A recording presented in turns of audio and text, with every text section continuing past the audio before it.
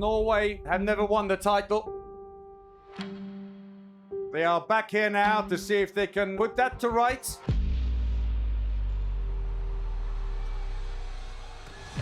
Vi spilte jo fantastisk håndball. Undefeated in the competition so far, won all their matches. I gruppespillet, i mellomspillet, så synes jeg jo at vi spilte bare bedre og bedre. Vi ble i bedre og bedre form. Sander Sagosen has been the outstanding player of the tournament. Jeg tror både meg og laget har jo følt på at vi har lyst å drømme om den titel for laget.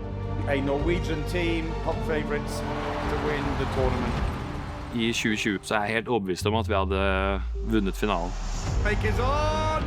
Yes! 2 goals in 30 seconds. 15-12 becomes 15-all. Bjørnlund saves, and that's a costly mistake. So Norway will try and take themselves to the final. Johannesson, good save by Sigel. 15 seconds for Croatia to take it there. Into the line! Fordi så gode var vi i det mesterskapet.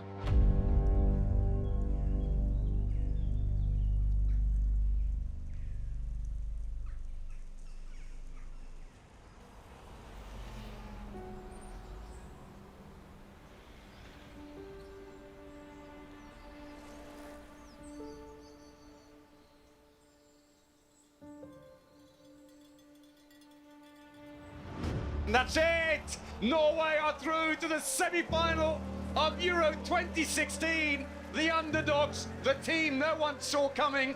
And France were beaten, and well beaten here, by a Norwegian team who thoroughly deserve it. Ja, vi fikk jo gjennombruddet vårt i 2016, der vi, mot alle odds egentlig, klarte å kvalifisere oss til en semifinale. And Germany are in the final of Euro 2016. Norway beaten almost on the buzzer. Can you believe it? The poor Norwegians battled to the end. All credit to them. The Norwegians, I'm afraid, are absolutely beside themselves. Ja, kom jo egentlig de påfølgende årene med 2017, klarer å være en VM-finale for første gang. 2018 var et litt tøft mesterskap der vi ikke kom i semifinalen, og i 2019 så var vi igjen i VM-finalen.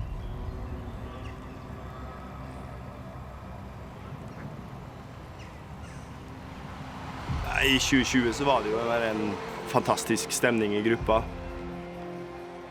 Vi startet her på hjemmebane i Trondheim og spilte fantastisk der vi slår Bosnia i første kamp.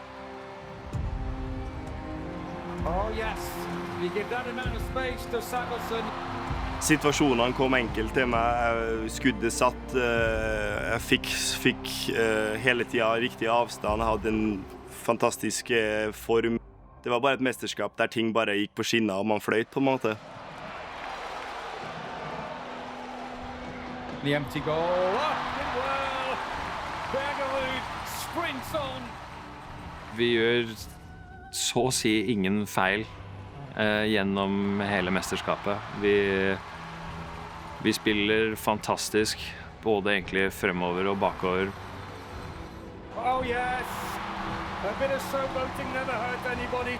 Vi slår Frankrike i en sinnssykt tøff og hard kamp til sist, til slutt. Og så tar vi bare med oss en enorm selvtillit inn mot mellomrunden, inn i Malmö. Og har en litt sånn følelse av at vi flyr, at håndballen kommer bare enkelt til oss, at vi bare gi oss hvem som helst på andre siden av banehalvdelen, så skal vi virkelig gi dem en hard fight. Og man kom jo inn i semifinalen med også en historie med at vi har også møtt Kroatia i en semifinale tidligere, hvor vi også var gode. Så vi har jo klokketro på at vi skal komme derfra med et godt resultat.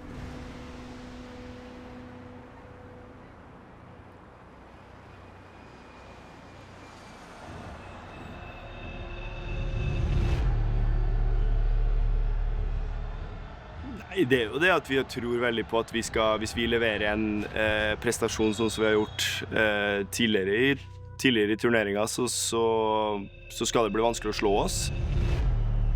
So, Sander Sagosen looking focused, 51 goals, 39 assists in this competition, tops the rankings on that. Long range shot, right up in the corner. Sagosen. Det er jo en berg-og-dal-bane av følelser gjennom den kampen, Point blank range, Sagosen. der vi sliter egentlig litt mer enn det jeg trodde vi skulle gjøre offensivt mot det 5-1-forsvaret, men vi står også veldig bra bakover i forsvar, så Kroatia har problemer med å score mål på oss. Så det blir jo en sånn fysisk forsvarskamp der det handler om hvert mål teller.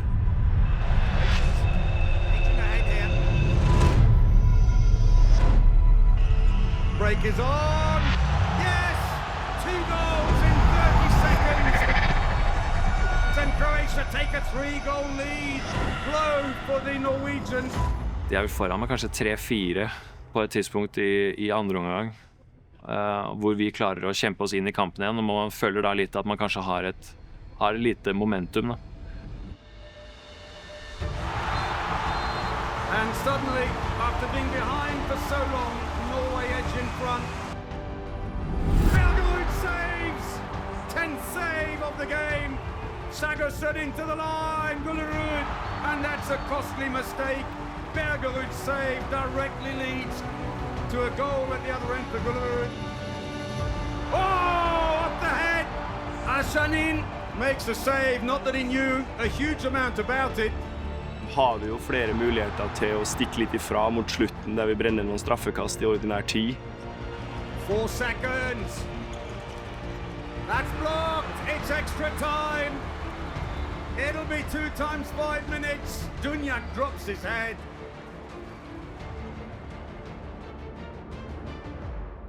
Ja, blir det uavgjort, og så kjenner jo alle til historien videre. 8 seconds. They've got to get a shot in. Into the line. Penalty. On the buzzer. So, the fate of their final place for Norway now rests in the hand of Torbjørn Bergerud, the goalkeeper. Og har egentlig klokketro på at vi skal ta seieren. This for another period of extra time. He's got it. And the drama continues. 26 all. They had their chance, Norway. A 1-goal lead and possession, but couldn't score. Some fans, it's just too much for them. Oh dear. What a game this has turned out to be. Dunjak absolutely drained. So many of them are. Som målvakt så skal jeg jo ikke snakke om hvor fysisk utmattende det er, kanskje, men altså, selv jeg kunne merke det. 35 seconds to go. Norway will look for the last shot here and try and take themselves to the final. Nei, altså jeg husker jo ikke de siste minuttene, men nesten mer kanskje de siste 10 sekundene. Vi mister vel ballen, eller om vi bommer på et skudd. Johannesson, good save by Shigo. 15 seconds for Croatia to take it there. Og så løper de en ankomst imot. Into the line! De har en linjespiller som løper igjennom hele feltet. Jeg er halvt på etterskudd. Sett i ettertid også, så skulle man jo selvfølgelig bare ha tatt han ut av spill, og så fått håpe at de hadde fått avgjort det på en annen måte.